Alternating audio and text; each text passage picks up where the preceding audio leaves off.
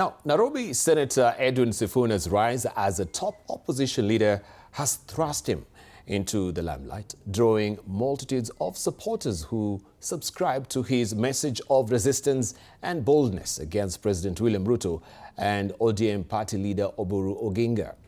Questions are now emerging on whether the embattled ODM Secretary General, who spent 8 years under Raila Odinga's political mentorship, can fill the enormous shoes left behind by Raila, who passed away in October last year after decades of struggle.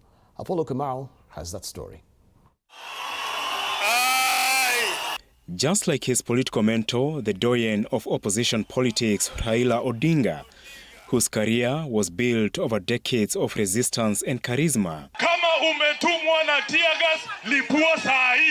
Nairobi Senator Edwin Sifuna's rising star as a formidable politician, driven by his growing influence among the youth, is following a similar path, endearing him to the masses through brevity and resistance against President William Ruto and the ODM establishment. Musituletee bwana baba hakulea waoga. Wangapi hapa wanasema wao sio waoga. The death of Odinga in October last year triggered a power struggle within ODM, now split into two camps, Linda Mwananchi and Linda Ground, both claiming legitimacy over Odinga's political direction, especially on Ruto's re-election bid. Raila will not go into anything without an exit strategy. So even when he began working with President Ruto, he had an exit strategy. And if things did not work out, or if we got into a head with the corporation side, he was going to go and turn into his militant side. Since his ouster early this year as ODM Secretary General, Sifuna has positioned himself as an anti-establishment voice, ready to step into Odinga's shoes and command his loyal base nationwide, a legacy built over decades. You know, Sifuna is growing bigger than ODM. If he succeeds, as you ask, the first thing that will happen, Oburu will be swept out of his feet in ODM. They will take over ODM by popular demand. But after that is what is more important. After having taken over ODM, they could take over the government.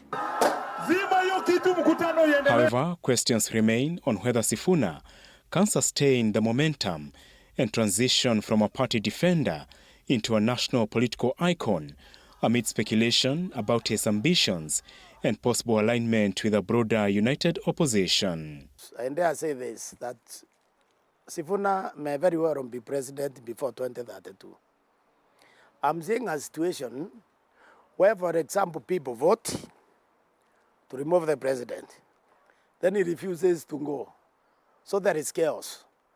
In between that chaos, if Kalonzo won the election, if you will be the candidate and you win, in between that chaos, only Sifuna can be president. He's now selling the agenda of someone else. Why are you pretending?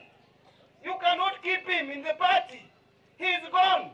Now cast as an outsider by some former allies within ODM, especially in Luo Nyanza, Sifuna faces the daunting task of uniting a fractured support base, mobilizing nationwide backing against President Ruto, and sustaining Odinga's legacy in his quest to fill his shoes. Apollo Kamau, TV 47.